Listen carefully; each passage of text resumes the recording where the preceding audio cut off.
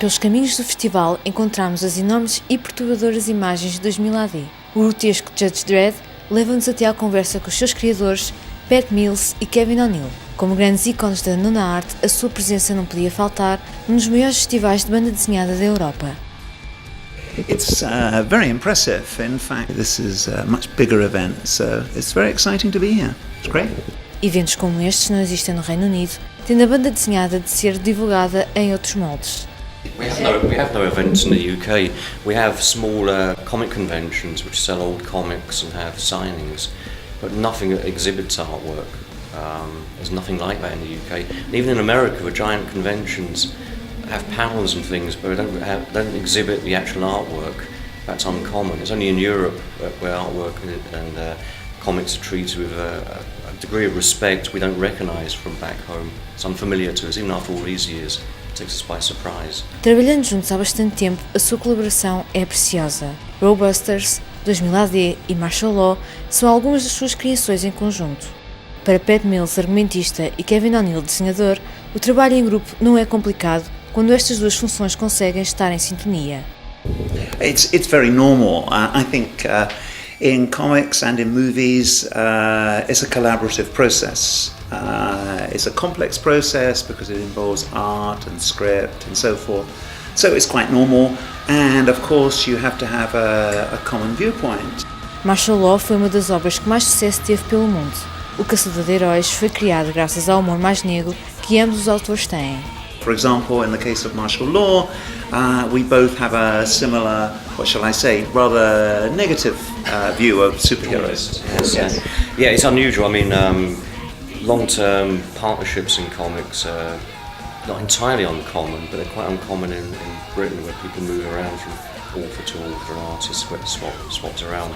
But we've worked together on characters we've created together, and we've stuck with them for many, many years, rather than just servicing the industry where you provide your services and you get switched, your partnership is switched all the time. It's much more fun working with someone you get on with, got the same sense of humour, and the work that's produced is more exciting, I believe.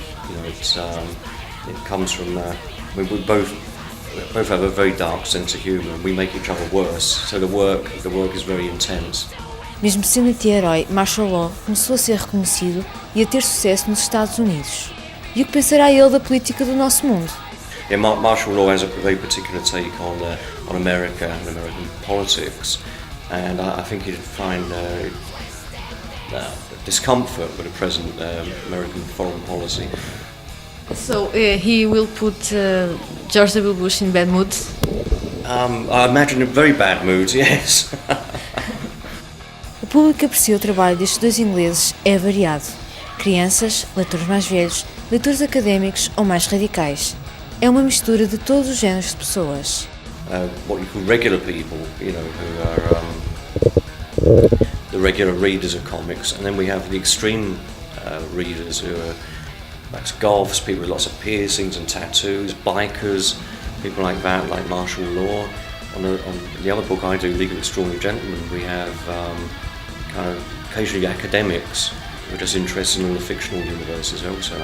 So it's a real mix of people, and they're older than they're not so many kids, not so many children. É um grande reconhecimento para Mills e O'Neill ter tantos seguidores do seu trabalho no mundo onde as novas tecnologias imperam. Mas para eles, o mundo digital não traz só vantagens. And comics they're fun. You can collect them. They don't take up much room. They're relatively cheap, and they've survived all these onslaughts of other paths of interest. Yes, it's not the same experience reading a comic on screen. I mean, people have tried it. In other words, they try and do a web comic, and of course it has some interest, but at the end of the day you want a paper copy. There's something about staring at that screen. Something that you can touch. Yeah, it's a different experience because it's also on the screen. It's backlit, so you've got all that light coming through at you. It's not an entirely comfortable way to read a comic of whatever age you may be. Sendo 2000 AD uma história com explosões, destruição e violência, lembra-nos os filmes de ação. Kevin O'Neill, que trabalhou com Alan Moore na Liga de Cavalheiros Extraordinários, viu a sua obra transposta para cinema. Na sua opinião e de Pat, esta apropriação da banda desenhada por parte de produtores cinematográficos pode ser boa se for bem feita ou pode ser má. Nothing wrong in it in principle. There's often something wrong in it in execution. My experience on the League of Extraordinary Gentlemen adaptation was they took nothing from us. Our book was left on the floor effectively. They did their own take, and it didn't work.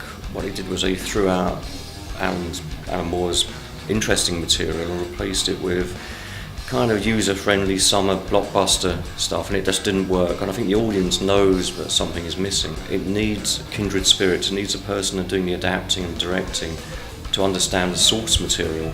Coming in blind and just doing a comic like Superman, a recent Superman, which just didn't for me work at all. Don't think it worked for anybody.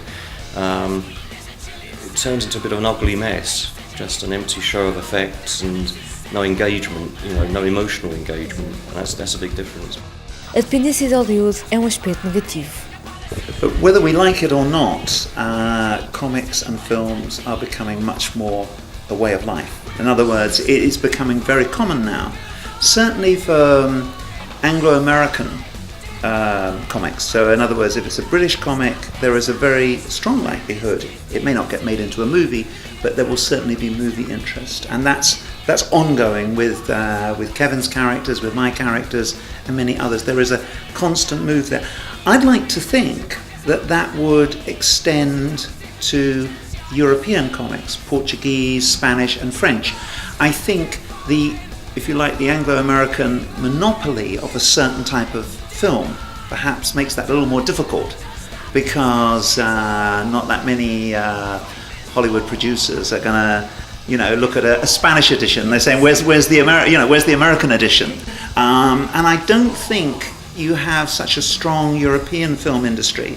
And there are characters like that would make good films, but they have to first appear in America, and then movie producers will say, well, maybe we can do something with this. Com traço expressivo, grotesco e futurista, a obra de Kevin O'Neill e Pat Mills deixa-nos numa ideia do que se pode tornar o futuro.